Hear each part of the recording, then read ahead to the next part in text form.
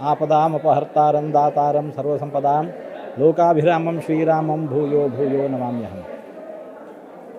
ಯತೋ ಧರ್ಮ ತಥೋ ಜಯ.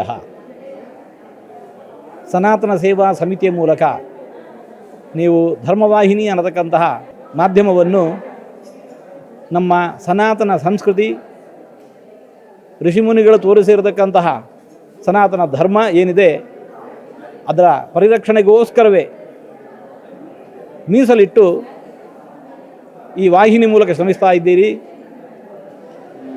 ನಿಮ್ಮ ಈ ಶ್ರಮ ಅದು ಸಾರ್ಥಕವಾಗಲಿ.